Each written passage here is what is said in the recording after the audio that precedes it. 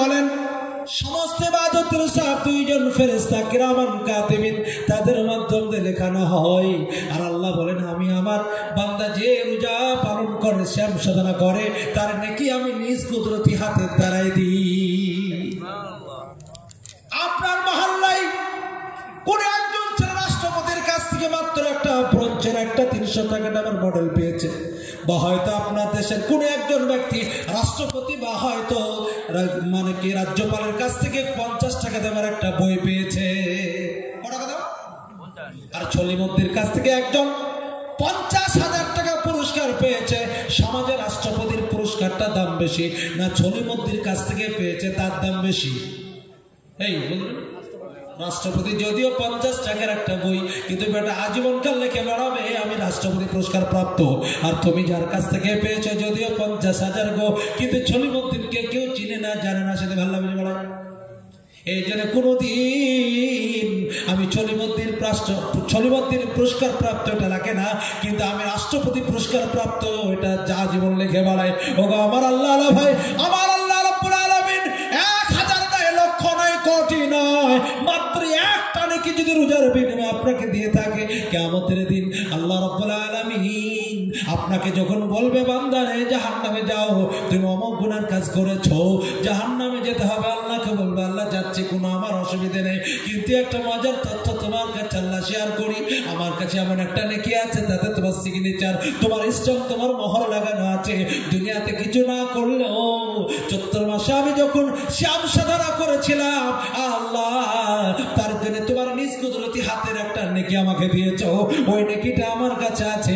আল্লাহ সব জানা সত্ত্বেও বলবে কই দেখি, তখন আল্লাহর বান্দা যখন দেখাবে আল্লাহ মৃত্যু হাসবে, মুচকে হাসবে, বলে যা বান্দা যদিও জাহান্নামের খাতে নাম উঠে গিয়েছিল, কিন্তু আমার নেকির কারণে তোকে আজকে জান্নাতে দিয়ে দিলাম। জোরে বলুন সুবহানাল্লাহ।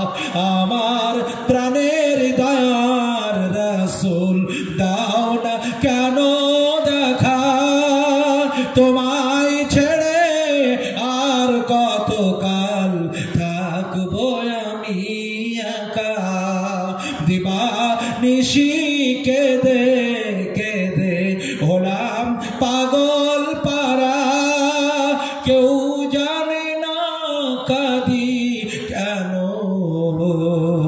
আমি যে কি হারা। শোন রে আকাশ, শোন রে বাতাস, হারালো মোর নবী, এই জীবনে দেখলাম না গো তোমার সুন্দর ছবি।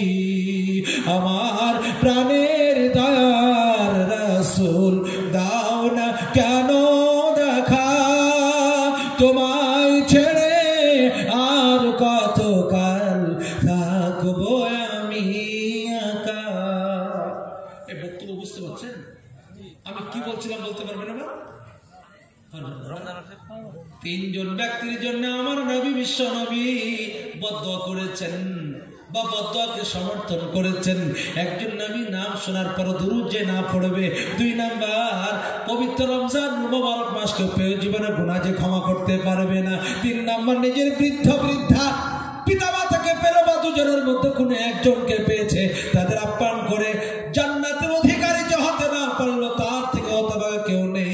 ওগো মুসলমান, যাদের আব্বা মা জগতে রয়েছে আজ থেকে তাদের আপ্যায়ন করে জান্নাতকে একটু কামানোর চেষ্টা করবো। যারা বলুন ইনশাআল্লাহ। 11টা গুনার মধ্যে 4 নম্বর ছোট্ট করে বলি, আমার নবী বিশ্বনবী বলেছেন কিয়ামতের আগে মসজিদের কোনো সম্মান থাকবে না, ইজ্জত থাকবে না, মসজিদের কোনো রকমের কদর থাকবে না। জুমার দিনে মানুষ মোড়লকে কেন্দ্র করে ঝামেলা লাগাবে, কমিটি গঠন করা নিয়ে জুমার দিনে ফাটাফাটি লেগে যাবে, মসজিদের জমি ডাক করা নিয়ে ঝামেলা লেগে যাবে, লাগে না? মসজিদের ভিতরে